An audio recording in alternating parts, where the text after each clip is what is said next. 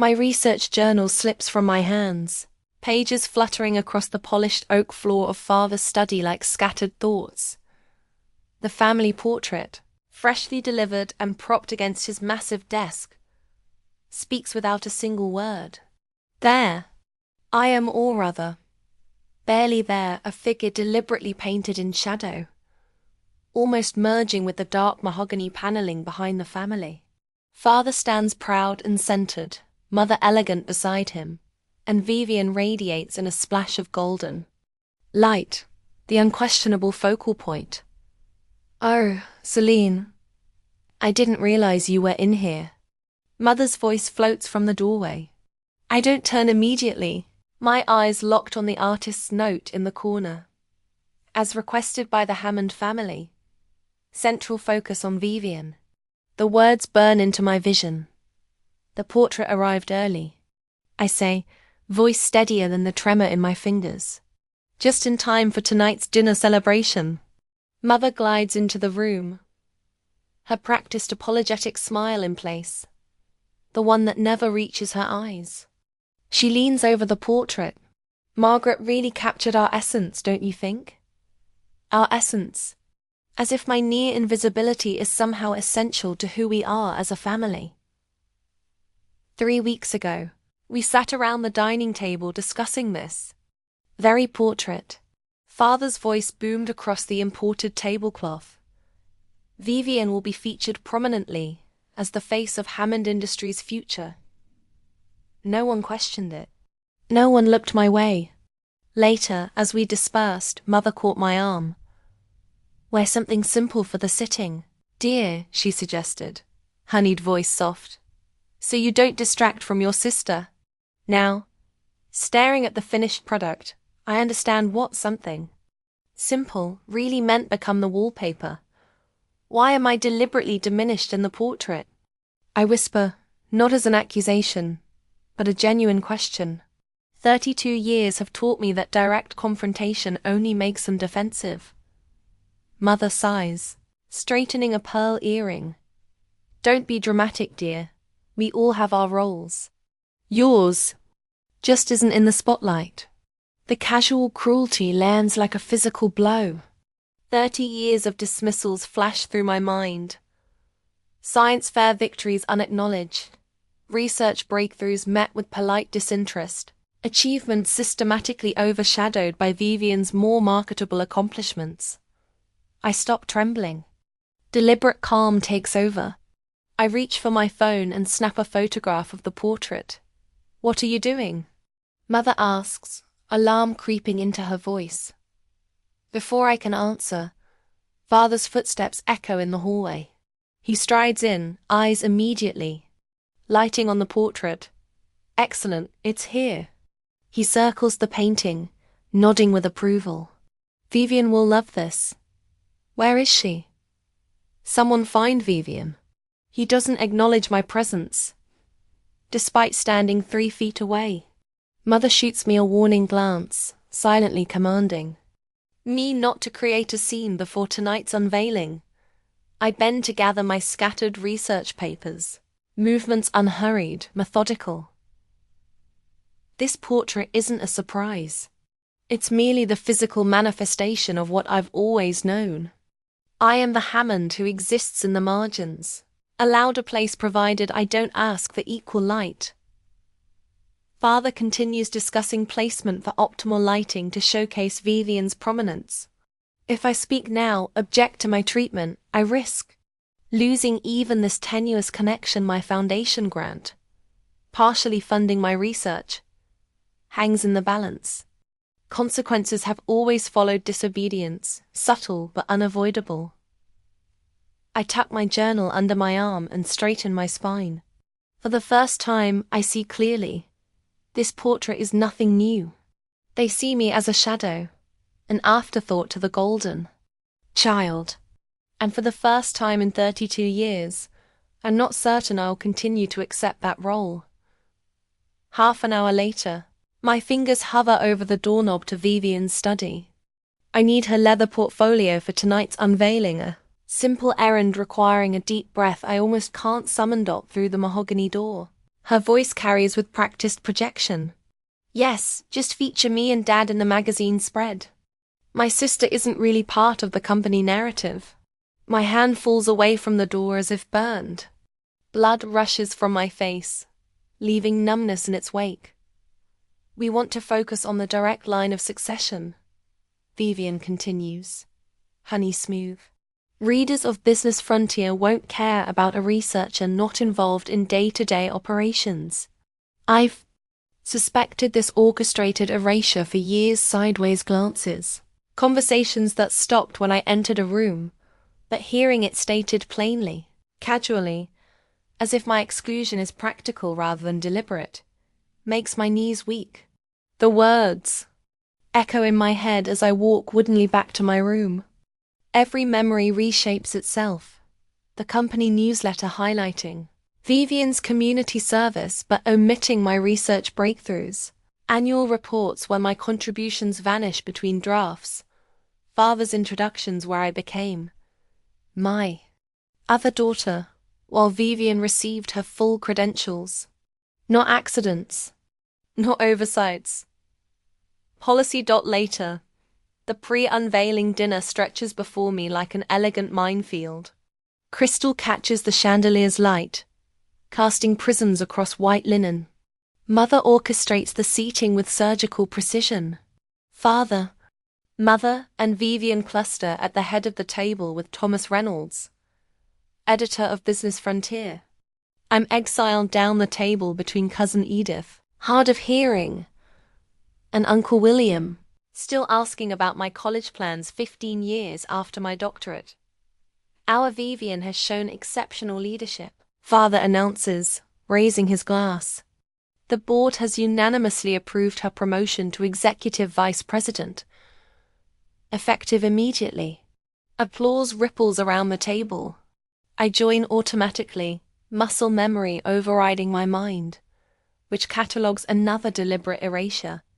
Mother reaches into her evening bag and produces a velvet box. The Hammond sapphires, passed down through generations. I recognize my grandmother's necklace immediately, the one she once told me would someday be mine, because you have the Hammond intelligence. Mother fastens it around Vivian's neck, the sapphires nestling perfectly at her collarbone. For you to wear at the portrait unveiling, Mother says. Eyes flicking deliberately toward me. Reynolds leans forward, wiping his mouth with a napkin. And you must be. His eyes settle on me. Polite curiosity reserved for strangers. New to the family business? The question slaps me. I've attended every company function for years, sat across from Reynolds at charity galas discussing his daughter's interest in science. This is Celine. Vivian interjects before I can speak. My sister, she does some research the foundation supports. Some research as if mapping neurological responses to targeted treatments is a hobby rather than my life's work. How lovely, Reynolds says, already turning back to Father. Later, Mother corners me near the dessert table, voice low, beneath the clink of silverware. I notice you've been rather quiet tonight. Just observing, I reply, selecting a chocolate truffle I have no appetite for. Good, she says, smile cold beneath the chandelier light. Remember the Foundation Grant Review Committee meets next month. It would be unfortunate if your funding faced reconsideration because of any drama tonight. The threat, velvet-wrapped, is unmistakable. My research facility lease, my team's salaries, years of work all tied to family funding that could vanish with a word. I understand perfectly, I say, chocolate turning to ash in my mouth. I consider skipping the unveiling. What would happen if the shadow in the portrait failed to appear? Would anyone notice or merely confirm what the portrait already declares? That I am an afterthought, barely worthy of inclusion. As guests migrate toward the grand hall, the hand touches my elbow. I turn to see Margaret, the portrait artist, her steel grey hair soft around her kind eyes. They insisted on the composition, she says quietly. I tried to capture your dignity despite their instructions. Her confession strikes me like a tuning fork, resonating with unexpected clarity. This small act of artistic rebellion, preserving some essence of me despite my family's directives, feels like the first honest interaction I've had all evening. Thank you, I whisper, oddly moved as I thank Margaret. I wonder if I should speak up at the unveiling or walk away from this family entirely. Would creating a scene finally make them see me? Or would disappearing from their portrait and their lives be the more powerful statement? 3 days later, while I am at work, Vivian's social media post appears on my phone while I'm reviewing lab results. The notification cuts through my concentration like a scalpel. Finally, a family image that shows everyone in their rightful place. Attached is a cropped preview of the portrait, showing her bathed in golden light while I'm barely visible in the background shadows. My phone buzzes relentlessly as messages pour in. Oh honey, I just saw the portrait preview. Are you okay? Dr. Williams from Father's Golf Club. Always thought your family dynamics were interesting. Even my mother's bridge partner feels compelled to comment. Some families have such curious ways of showing appreciation. Their pity lands like tiny paper cuts, stinging but too insignificant to acknowledge individually. I set the phone face down and return to my microscope, only to find my hands trembling slightly, distorting the slide's focus. The final blow arrives via Mother's perfectly timed phone call. Darling, North Shore magazine will be interviewing us immediately following the unveiling. They want to discuss the future of Hammond Industries leadership. Her voice lifts with practiced enthusiasm. Such wonderful exposure for Vivian. And what about my contribution to the company through my research? I ask, surprising myself with the directness. A brief telling pause. Well, that's not really the focus of the article, dear. Not the focus. Never the focus. The next morning at the lab, Dr. Franklin places the annual Hammond Foundation report on my desk, his finger pointing to the research. Achievement section. Selene, why isn't your name listed here? Your bioregeneration study was funded almost entirely by your family's foundation. I scan the page, finding every researcher except myself credited for the breakthrough we shared. Omission is so deliberate it feels violent. This isn't oversight, Dr. Franklin says, his weathered face creasing with concern. This is erasure. The word strikes a chord so deep it reverberates through my body. Erasure. That's exactly what they've been doing. Systematically removing evidence of my contributions, my achievements, my very existence within the family narrative. That night, I cancelled dinner with Vivian, claiming a headache. It's not entirely a lie. Family gatherings have become physically taxing. My stomach clenches at the thought of attending. My breathing grows shallow in their presence. The symptoms started years ago, but have intensified since discovering the portrait. Instead of suffering through another evening of carefully choreographed diminishment, I spread my journals across my apartment floor. Page after page documents my gradual removal. Photographs where I've been positioned at edges, easily cropped out. Newspaper clippings of my achievements with my name, deliberately omitted from family quotes. Emails discussing company events where my participation is never mentioned. I create a digital timeline, methodically organizing the evidence. 3 decades of systematic erasure, documented with scientific precision. The pattern, once assembled, is undeniable. The unexpected happens 2 days before the unveiling ceremony. Barbara, father's secretary of 26 years, corners me in an empty hallway at Hammond Industries Shotwats. Take this, she whispers, sliding a manila folder into my hands. Don't mention where you got it. Inside are yellowed newspaper clippings. My science fair victories, research breakthroughs, academic honors, all carefully preserved. In the margin of one, father's distinctive handwriting notes. Celine's approach to cellular regeneration shows remarkable insight. He notices more than he shows. Barbara whispers before disappearing around the corner. The folder weighs heavily in my hands, not with vindication, but with something more complicated. The knowledge that recognition withheld is a deliberate choice, not an oversight. 2 days later, the dressing room before the unveiling ceremony hums with activity. Mother adjusts Vivian's emerald necklace, while makeup artists apply final touches. I stand by the window, wearing the charcoal grey dress I selected against Mother's suggestions for something more subdued. Celine, there you are. Mother approaches, her eyes flickering over my attire with barely concealed disapproval. When the photographs begin, please stand at the back. The magazine wants to focus on the direct line of succession. The direct line, as if I'm some distant relation, not their firstborn daughter. Something shifts inside me, a tectonic plate moving after years of pressure. The trembling in my hands stops completely. I've been standing in the back my entire life. I say, my voice steady and clear. I won't do it anymore. Mother's smile freezes.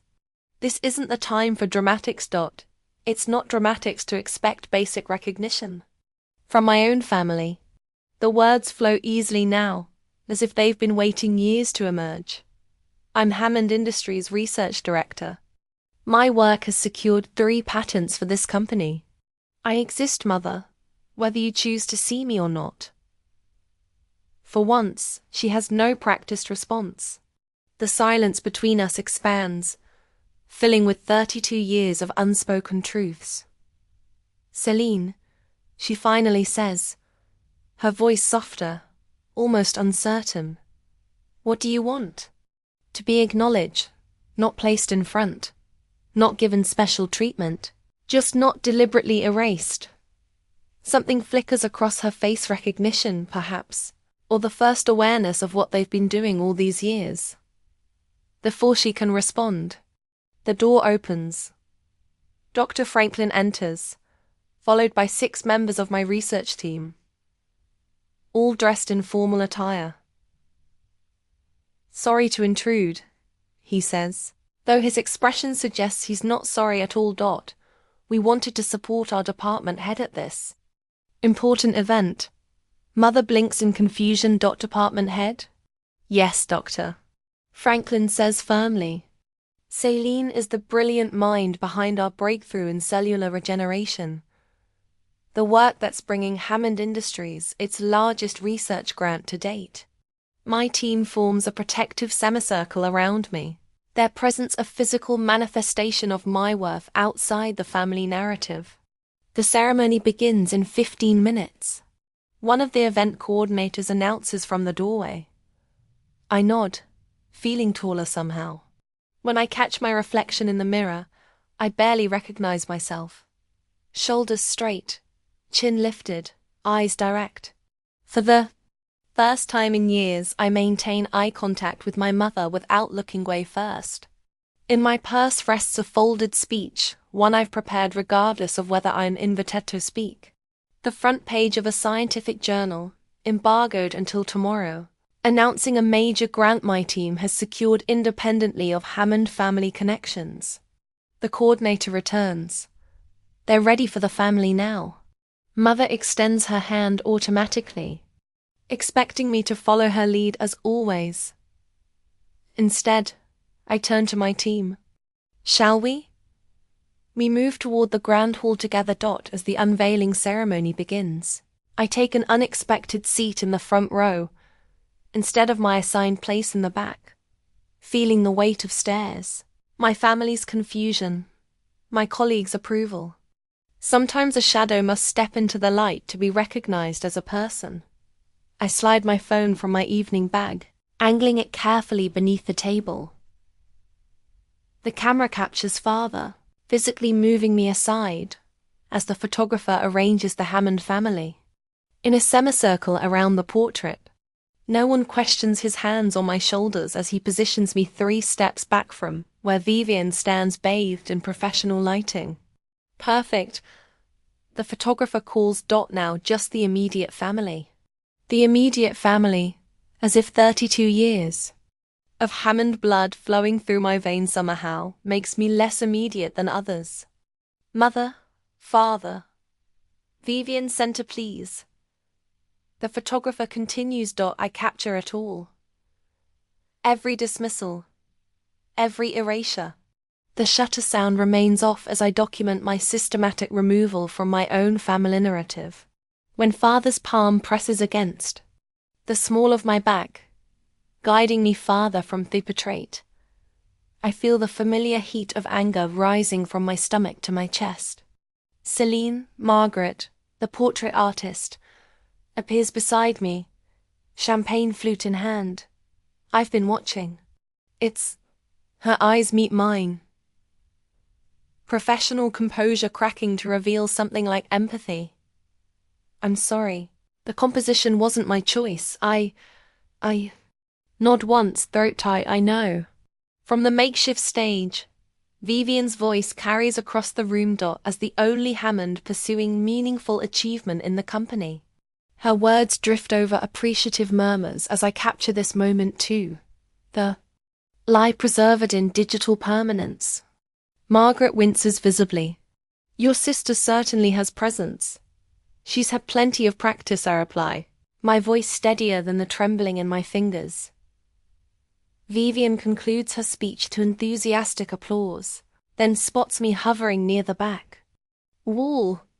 Her eyes narrow imperceptibly to anyone not trained by years of sisterly combat to recognize the microaggressions.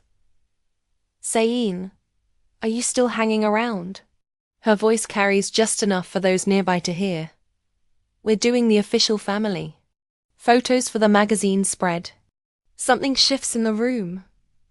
Thomas Reynolds, the magazine editor who's been hovering near father all evening, turns toward me with sudden interest. Hammond.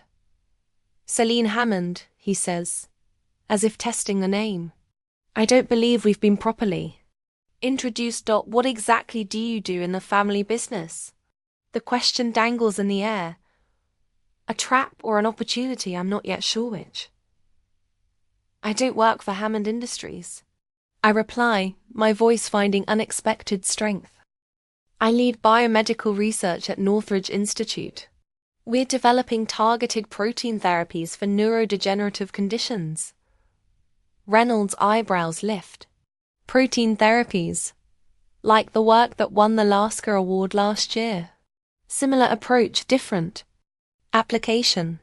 The words flow now, muscle memory from countless research presentations. Our focus is on preventing protein misfolding in cases of early onset, Alzheimer's and Parkinson's. I watch 3 board members drift closer, drinks temporarily forgotten. One of them, Eleanor Whitfield, asks a surprisingly technical question about our methodology. As I answer, I notice father's gaze locked on our growing circle. When Reynolds suddenly asked about my biomedical research, I had a choice to make. Should I downplay my work as I'd been conditioned to do, or seize this moment to step out of the shadows? Sometimes opportunity arrives disguised as an afterthought. Miss Hammond's work is rather remarkable. Dr. Franklin's voice cuts through the conversation as he approaches our group. I hadn't expected him until later. Her team has just been notified of a major research grant approval, one of the largest awarded in the field this year. Father's head turns sharply. National Science Foundation, Dr. Franklin continues, somehow making eye contact with every board member simultaneously. They don't fund speculative work. The review panel called her approach potentially transformative. Barbara, father's longtime secretary, appears with her tablet. Oh, I was just looking for the speech notes, but I opened the wrong folder. She tilts the screen toward Eleanor Whitfield. These are actually some of Cellini's early achievements. State science champion. 3 years running. Published her first paper at 19. The photos I haven't seen in years glow on the screen. Younger versions of me holding trophies father never displayed. I had no idea. Reynolds says, turning toward father who has finally approached our group. William, why isn't Hammond Industries featuring Cellini's work in your innovation materials? This is exactly the kind of cutting-edge research that elevates a corporate profile. Father clears his throat. Cellini's work is separate from our core business interests, but surely related to your medical division. Eleanor counters. The protein folding applications alone could revolutionize your pharmaceutical development pile. A flush creeps up father's neck as more guests gravitate toward our conversation. Vivian stands forgotten near the portrait. Champagne glass clutched too tightly between manicured fingers. Perhaps we should move on to the portrait unveiling. Father announces abruptly, voice carrying with practiced authority. If everyone would please gather around. But nobody moves. For the first time in memory, William Hammond's directive falls flat as board members and guests continue peppering me with questions about my research. Father's eyes meet mine across the circle of interested faces. Something flickers there. Frustration, confusion, or perhaps the first fragile recognition that the daughter he painted into the shadows might not stay there any longer. Father corners me by the refreshment table, his hand gripping my elbow with unexpected urgency. The portrait unveiling is minutes away, and the desperation in his eyes doesn't match his controlled smile. Celine, I've been thinking, he says, voice lowered to ensure our conversation remains private. We could commission a separate portrait of you for the research division hallway. I notice his eyes darting toward the cluster of board members who have, surprisingly, gathered around Dr. Franklin. They're nodding with interest as he describes my latest research protocol. A separate portrait? I repeat, watching father's forced smiles strain at the corners. Yes. Something highlighting your academic contributions. His fingers tighten slightly on my arm. Something appropriate for the science wing. Appropriate, segregated, hidden away where the important people won't have to see it. That's generous of you, I say, keeping my voice steady. It Island, he leans closer, his cologne the same scent he's worn for 30 years suddenly cloying. Remember who funds your lab's building lease? The threat hangs between us, no longer implied but laid bare. For 3 decades, this pattern has repeated. Conditional inclusion based on my compliance. The family portrait was merely its most visible manifestation. About that, I say, gently extracting my arm from his grip. Dr. Franklin approaches, timing his interruption perfectly. He hands me a cream-colored envelope, the National Science Foundation logo embossed on its corner. It arrived this morning, he says, unable to contain his smile. I thought you might want it for tonight. Father's eyes narrow on the envelope as I break the seal and unfold the official letter inside. The grant amount $8 million over 5 years seems to pulse on the page in bold black ink. I've been awarded the Biomedical Innovation Grant, I say, meeting father's gaze directly. Full funding, independent oversight. I allow the implications to sink in. I don't need to be in your portrait to be visible anymore. I am. His face pales slightly. The mask of control slipping for just a second before he covers. Well, that's unexpected news. For you, perhaps. I tuck the letter into my pocket, but I've been working toward this for years. The master of ceremonies announces the portrait unveiling will begin momentarily. Father straightens his tie, a nervous gesture I've rarely seen. We should continue this discussion later, he says, already stepping backward. There's nothing more to discuss. I move toward the main hall where guests gather in anticipation. Mother fusses with the velvet covering draped over the massive portrait, while Vivienne poses near it for photographs. The technician I spoke with earlier catches my eye and gives a subtle nod. When called to make a few remarks before the unveiling, I approach the small podium with measured steps. Mother's confusion is evident. I wasn't on the speaking schedule. The Hammond legacy has always been about vision. I begin. So I'd like to share my vision with you tonight. I press the small remote in my palm. Behind me, the wall opposite the portrait illuminates with a projection. A digital montage of me scientific journey. Laboratory images, team photos, breakthrough moments captured over years of work that my family never bothered to witness. Mother frantically signals the technician to cut the presentation, but Reynolds himself blocks her path, his attention fixed on the compelling images flowing across the wall. While the Hammond portrait shows one perspective of our family, I continue, my voice stronger than it's ever been in this house. I wanted to share another reality, one that exists beyond these walls. The final slide appears the cover mock-up for next month's Scientific American, featuring our lab's breakthrough treatment protocol. Reynolds Media Group publishes the magazine, a fact that makes Mother's face drain of color. Sometimes the most meaningful portraits aren't painted in oils, I say, but in the impact we leave on the world. Applause erupts, led by Dr. Franklin and spreading through the crowd. Board members and guests drift toward my presentation, asking questions about the research, while every family portrait stands momentarily forgotten under its velvet shroud. I catch snippets of conversation as I move through the crowd. Is she starting her own foundation? The Hammond girl's research could outvalue the family business in 5 years. Why isn't she more involved in the company? Father stands alone by the portrait, his expression unreadable, as his gaze moves between the covered painting and my digital presentation. For 32 years, I've tried to decipher that face, to find some hint of approval or pride. Tonight, I realize it no longer matters what he sees.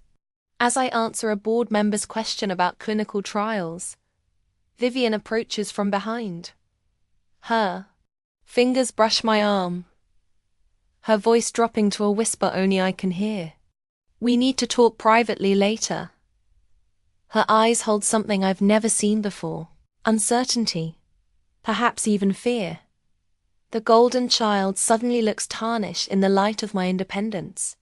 I simply nod and turn back to my conversation, leaving her to wonder what I might say when we finally speak as equals.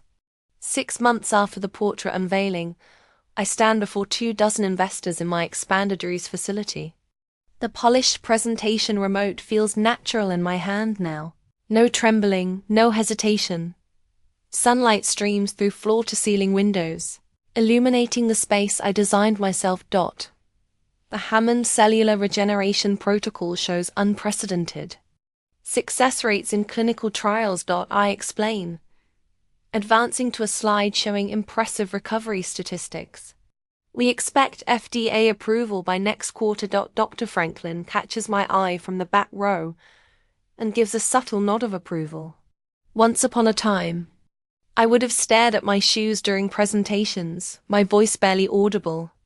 Now I command attention with the quiet confidence that comes from being truly seen. Behind my desk hangs a wall of meaningful milestones. My research awards displayed prominently alongside a small, tasteful photo of my parents, not looming above me as they once seated, but positioned as equals in the tapestry of my life. The arrangement speaks volumes to anyone who understands the language of visual hierarchy. Any questions?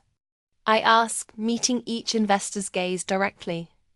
Later that evening, I arrive at Father's birthday celebration at the family estate.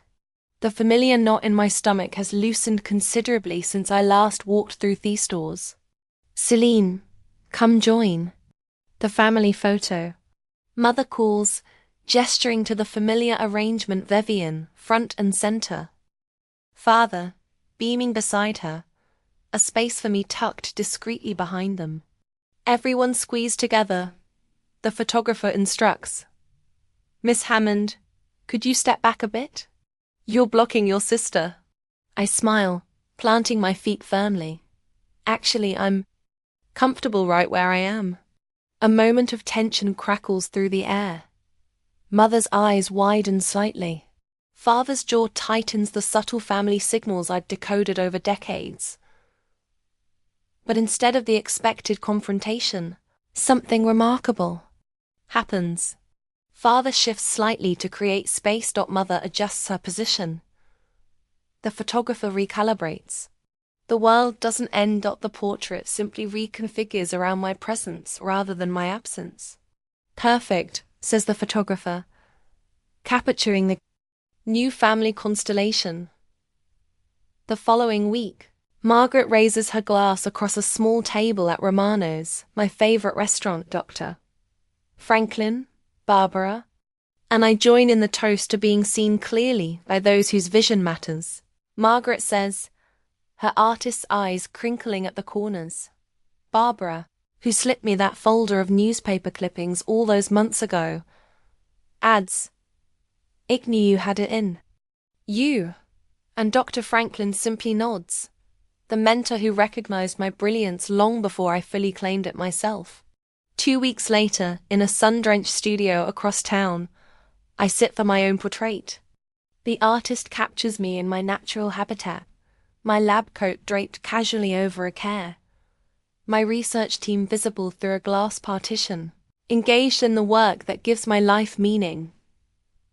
The Science Leadership Conference called again, my assistant mentions as I review the preliminary sketch, "They're hoping you'll deliver the keynote. They're hoping you'll deliver the keynote." I notice a young researcher hovering by the door, clutching a journal article, the third this month, seeking mentorship from the woman who refused to remain in the shadows. Back in my office that evening, I open a small package that arrived earlier. Inside is a miniature version of the infamous family portrait that once crushed me. I place it on my desk, not centered, not prominent, just one small frame among many. As I arrange it between my latest publication and a photo of my research team celebrating our breakthrough, I wonder if true freedom comes from winning acceptance, from those who's diminished you, or from no longer needing it at all. What would you choose? To keep trying to be seen by those who've overlooked you, or to build a life where new eyes appreciate your full worth?